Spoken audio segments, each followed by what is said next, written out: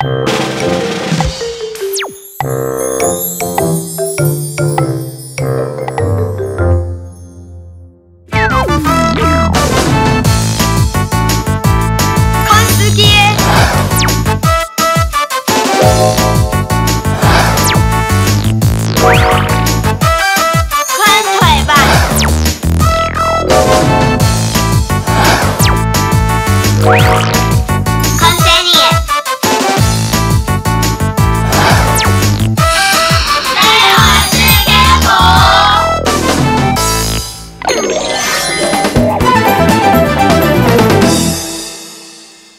众朋友，大家好，我是向日葵，分享主管2礼拜的社会事件簿。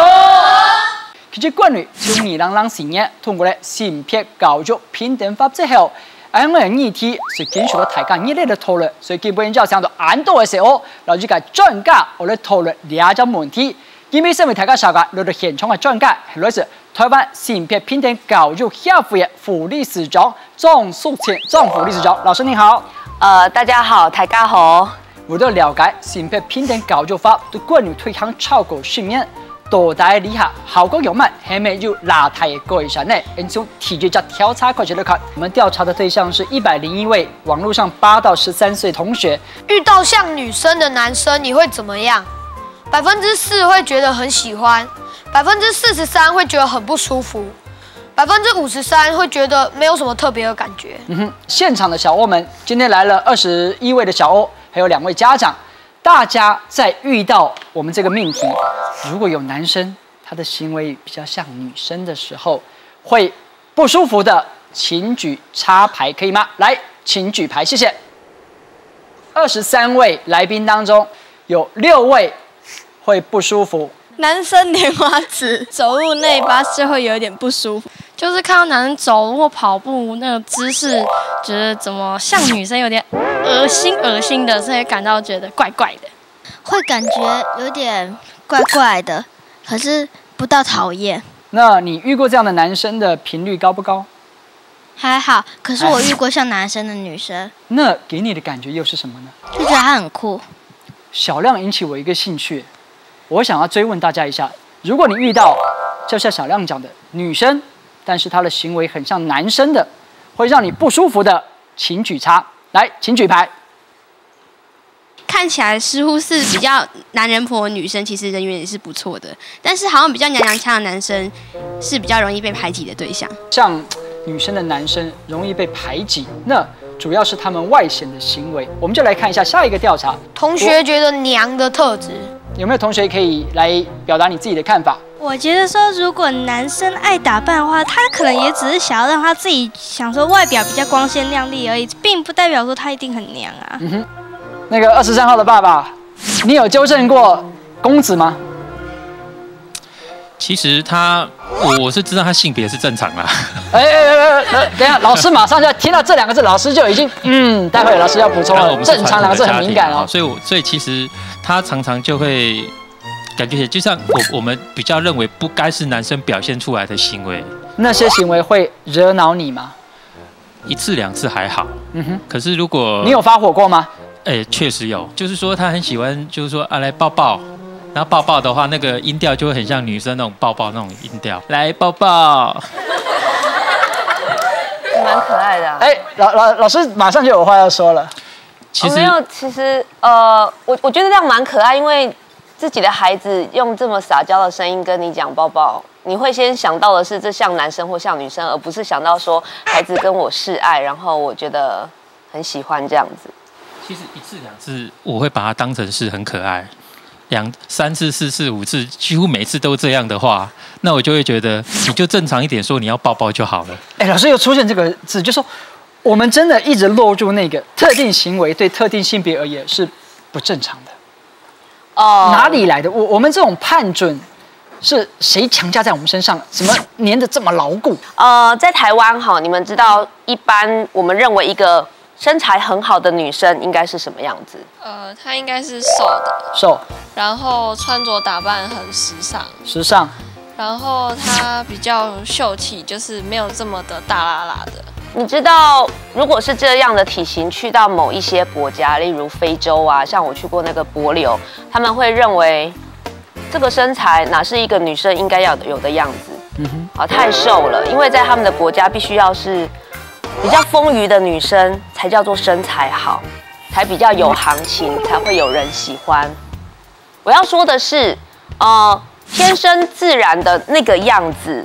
那个就是自然，是本来的样子。可是好或不好，这是一种价值观的判断，是人去造成的。在环境里面的我们，就会照着我们认为的这个价值观的好或不好，去教育我们的孩子，去教育我们，影响我们周围的人，认为这个就是好的，这个就是不好的。可是你说真正的自然是什么样子？我想请问 JJ 哈，小时候如果跌倒很痛的时候，你会哭吗？会啊，一定会啊，一定会啊，因为我想男生跟女生跌倒都已经受伤了，不可能男生就不会痛，那个女生才会痛嘛。因为我们认为对阳刚气质的崇拜，尤其又是男生，所以我们会教男生说，男生跌倒不可以哭，可是他一样很痛啊，而且你有听过这句话吗？在你身上？有，就是跌倒的时候马上说，哎，你是男生哎，哭什么哭？可是那姐姐呢？姐姐就说，会不会痛啊这些的。对我说，那姐姐这样子的差别待遇，你的感觉是什么？为什么妈妈对她那么好，对我那么不好？真谢谢老师哦。其实我们刚才讨论到这边，大家都还说说笑笑，但实际上在生活当中，有些同学他遇到这种性别气质比较阴柔的同学的时候，他的用词可能会更加的尖锐。我们来听听一下校园里面究竟发生了哪些事情。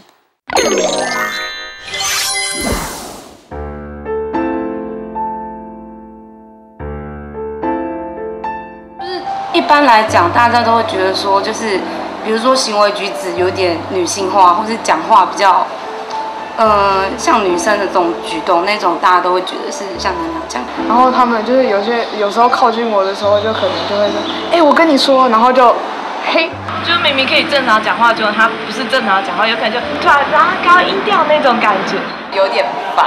对。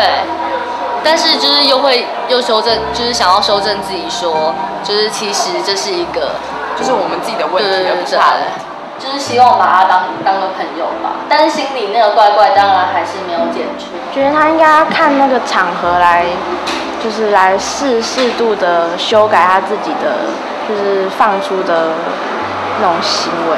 在同台之间有很多幼稚的人会嘲笑这种男生，所以在这个时候，那种比较娘的男生，就是一定要符合大众的要求，才可能会交到朋友。如果他想要交到朋友的男生，他也是有点就是比较没有很男性化，可是他下课就常常会被欺负。那个尤其是分组的时候很会排斥他，可能还是会受到别人的看待，就说：“哎呦，你怎么可以跟这种人在一起啊？怎样怎样。”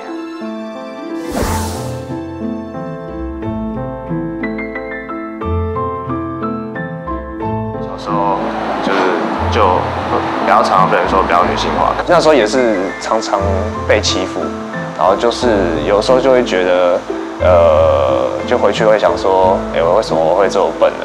然后为什么要这样子？然后就是想要给自己有一点改变，感觉不像男生啊，因为以前我有以前的时候有一点这样子吧，然后就现在有改过来，就是为了保护自己吧，就是因为如果要跟社会上的人相处，就是会有一定的那种规则。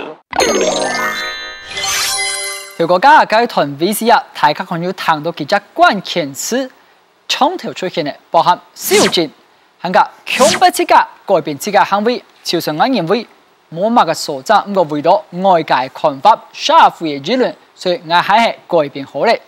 我不曉得同學們看了，你們有沒有同感？我在安親班的時候，然後他們就會覺得我說講話很大聲，然後我以後就要朝着諧星的那個路線走。人家就說：“哎，你怎麼那麼像男人婆？”就是在安親班覺得，我怎麼朋友女生朋友會比較少？那同學們這麼說了之後，你會因此改變自己的行為嗎？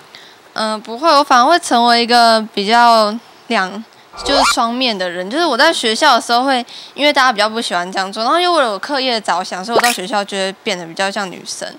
然后到安亲班之后就开始豪放了，你懂吗？我可不可以问你，哪一个才是真正的你？哪一个是你在演出来的结果？我觉得这不是演的，就是我生活的形态吧。OK， 我们也做了9个特质的调查。最不喜欢的娘的特质。JJ， 你最怕的东西是什么？毛毛虫。你看到毛毛虫会尖叫吗？会啊，一定会，超大声。来，看到毛毛虫尖叫，有人因此而数落你、纠正你，或是请你不要这么做的吗？那妈妈怎么说当时？不要说哦，男生音不要，就是不要一直尖叫，好不好？所以从妈妈的纠正过后，你依然叫下去吗？还是会叫啊，还是会叫，对不对？所以你是刻意不想要听妈妈的劝告，还是你就是忍不住就是要叫？就忍不住就想叫，就是要叫。有一次校庆去鬼屋，然后鬼屋之后，然后里面有很多恐怖的东西，然后我就尖叫，然后加哭了出来了。有没有同学们可以正面看待这几件事情的？你觉得这件事情其实是好的？喜欢打扮，就是让你表面看起来干干净净的人喜欢，要不然有些人可能不喜欢打扮，就感觉邋邋遢遢，就也是会有人不喜欢他。所以我觉得喜欢打扮是个正面的事。然后害怕时会尖叫，像如果遇到坏人你不尖叫，那别人也不会来救你啊。就是你如果有坏人来，你就是大声尖叫，这是好事。这是一个翻转哦，很成功的例子。接着。然后常掉眼泪，就是让自己心里有个释放，然后让自己就是比较就是情绪去释放出来。所以我觉得男生其实像做这些事也不是有多不好，其实他还是有正面的时候。一个艺人罗志祥，他就很喜欢打扮，对，然后把自己弄得很潮，然后他还很注重保养。哦，那大家会觉得这样的喜欢打扮是很娘的吗？不会，也不会哈。哎，所以其实我觉得只要那个想法稍微改变一下，好像就不见得是娘。而且我们会讲到娘是妈妈，是吗？所以其实讲人家娘就是说，哦，你很我妈，你很妈。可是我会讲吗？我妈很凶哎。我妈很 man 哎，你妈妈有翘小指吗？没有。有抛媚眼吗？也没有。你妈妈害怕的时候有尖叫吗？骂我的时候。你妈妈有常掉泪吗？不在我面前掉泪。或者是你考0分的时候？我掉的比较多。你妈妈有时间喜欢打扮吗？都在厨房里吗？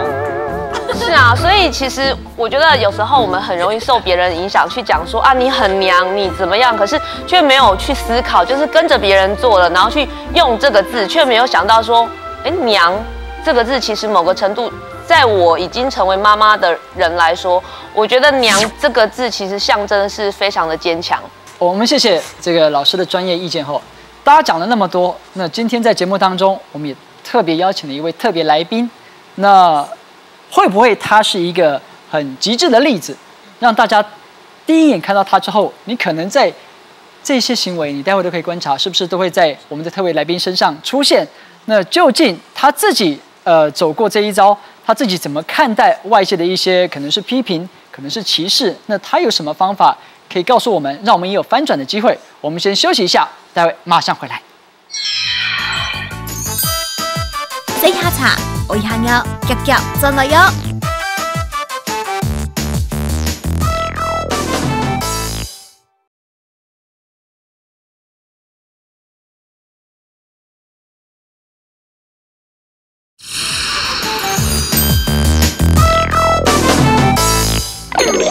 各位小欧，让我们最热烈的掌声来欢迎织田纪香。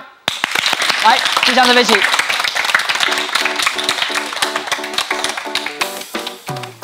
大家好，我叫织田纪香，然后我现在有一个6岁的女儿，然后我也有一个正常的家庭，我有太太，对，然后我已经工作20年了，然后今天是我戴牙套的第2天，所以我有点大舌头，对，大概是这样。谢谢你来到我们节目的现场。来，我刚才注意到进场的时候，阿宽你笑得很自然，你可以跟大家分享你笑什么？声音和打扮完全不一样，就很矛盾。很矛盾。来，你们对纪香有什么好奇的吗？你走在路上的时候，有没有人就会用奇怪的眼光看你，说怎怎么穿这样？然后呢，你去买东西的时候，你跟店员说话的时候，他也有没有吓到？其实还蛮多人会看着我啦，但大部分的时候其实都是来搭讪我的比例比较多，对。然后去一般那个便利超商或者去买东西的时候，很多时候会笑到他们，但大多时候我们都会变成朋友。你去上厕所的时候该怎么办？可以的话呢，我比较喜欢去上男厕，因为可以看人家惊吓的表情。但大部分的时候，为了不去吓人，所以我去上女厕。对，那如果可以的话，基本上，我希望说，像台湾，我们也可以在性别平等上面啊，去发展所谓的没有所谓的性别厕所啦。你大概几岁开始做女性打扮？然后你是无时无刻都是女性打扮，还是你看你自己的心情是会做调整的？有时候也会穿男性的衣服做男性打扮吗？哦，我是大概国小5年级的时候开始做这样女性的打扮啦。特别打扮很麻烦啊，所以说平常可以的话，就是会跟大家穿的差不多，就是尽量轻松休闲为主啦，不会特别去局限说一定要打扮成男生或者是女生的样子，就是除了上班或者是有些工作上面，然后我才会特别打扮之外，不然在家里其实看起来就跟一般的宅男宅女差不多，就穿个运动服啊、运动裤在家里，对。那你恢复你正常性别的打扮，你有什么不舒服的地方吗？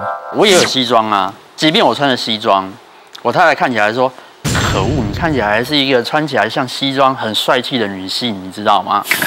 对，所以不会有所谓的舒服或不舒服，那也不会特别像以前小时候会去 fight， 会去挣扎说啊，我今天穿男生的服装就整个人全身不对劲这样，所以。其实我并不会说有回到家就打扮成男生，然后外出就打扮成女生。对我来讲，就只有一种服装。那你在交朋友的上面，或是你结婚上面有没有什么问题？我必须说实话，就是没有太多朋友。对，因为身边的朋友其实真的对于像我这样打扮的人，多多少少还是会持一些比较怀疑的态度啊。那也曾经被同学欺负过。对他们也会有霸凌过我，所以说我自己也是从小到大也承受过很多。那至于说结婚这件事情，我运气还不错，遇到我现在的太太。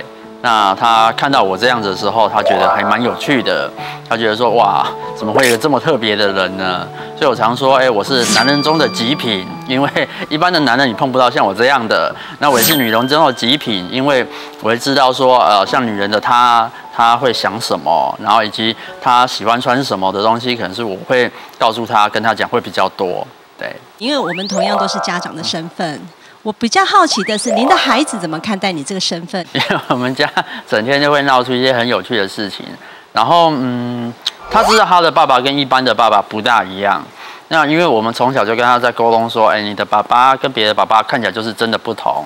那他也会开始摸索说，那为什么我的爸爸看起来会是这样？他还没有办法告诉我说这样是好还是不好，可是。他会开始说：“爸爸，你这样好酷哦！”我的同学都觉得说你这样子超厉害的，你知道吗？头发好长哦。那如果说人家真的想了解的话，我说你可以邀请他们到爸比的家里来，我们好好跟他们聊一聊，跟他玩一玩，你会发现说你的爸比跟别人的爸比没什么不一样。为什么会打扮成女生的样子？这个问题连我自己也在问我自己耶，就是。我去看过精神科医生，也给心理医生评估过。其实我并不知道为什么我会变成这样子，然后从小就比较向往女性的生活啦，然后所以也曾经想过要变性，但事实上我还没变。那因为我希望还是有个正常，一般就是有小孩有家庭这样子，所以我为什么会选择变成这样子？其实至今为止我没有答案。所以说，可能一直到我离开这个世界，我还在追求这个问题的答案。这样，在医学上面，在科学上面，早就已经说明了，就是这个样子其实并没有任何的问题，它不是生病。我们多多少少其实都被教育要变成我们的生下来的性别，就是男生或女生应该有的样子，对不对？而且显然，我们其实无时无刻不被教导这个样子。但是如果有人在这么强力的教育压迫底下，他还是就是没有办法变成人们所要求的那个样子。其实你可以理解，就是在他来说，那个不一样，一定对他来说是一个非常非常大的动力。我父母亲其实从小把我打到大，常跟我讲啊，你长大一定也 Q 嘎嘎，你一定没法度在这个社会生存哦。但我必须很抱歉跟各位讲哦，人生是自己选择，要怎么做是靠自己啊。有一天我回到我家的时候，我妈跟我讲说，儿子啊，你花了大概快30年的时间来证明妈咪是错的，因为你过得比我现在还要好。而且你过得比我想象中的还要更棒。那在这个过程中，我付出的代价呢，我必须讲很痛苦。同学们会不知道你为什么要这么做，他们也不想了解你，会伤害你，然后会想办法在你，比方说把你便当弄不见，然后或者是在你的椅子上面放图钉，然后或者是说大家出去玩的时候，就是比方说毕业旅行，没有人要跟你一起睡，没有人要跟你一起玩，你只能一个人在自己的世界里面活着。我活着只是要证明说，这个社会有很多跟我一样的人，那我可以去追求一些更好的生活。如果以后我们在其他地方看到像你这样的人，那你希望我们怎么去看他，或怎么去对他？很好的问题。我最常讲说，你给他一个微笑就好了。就像你走在路上，你也不希望说有个陌生人看着你，好像希望我要怎么样对待你。那这个对彼此之间都会有压力。那如果你走在路上，真的看到季香我走在路上，然后爸爸妈妈我看过那个是季香，那我也欢迎你来跟我打个招呼，因为我也不会怎么样，我只会你好，好久不见，大概就是这样。那刚才季香讲到一个关键詞霸凌，你稍後嘅時候咧看一下，對學校制度其實當多因為性別嘅氣質，係從社會確實會遇到霸凌嘅問題，看來看兩團 VC 啊。可能就是在，比如說走在前面，他們就在背後就是罵個1-2句，娘娘腔啊，死人妖這樣，會脫褲子啊，還有脫褲子。對啊，就是下課男同學都擠在廁所裡面，然後就會被講，就是他是不是走錯廁所？第一次的時候很生氣啊！那時候是有一個男生從後面，他不知道是拿什麼東西，拿那個雞毛毯子的後面那一個棒子戳我的屁股，就罵髒話說啊你真的很惡這樣之類的。因為我的不一樣會比較常發生這種事啊，那這是自然的嘛。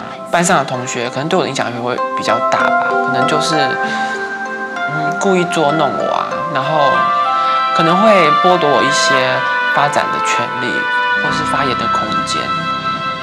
最近學校有個畫畫比賽，每班都要派代表參加。各位同學，有誰要自願去參加的？那是我，他們就跟老師說，老師你要讓他去哦，不要去丟臉了，好不好？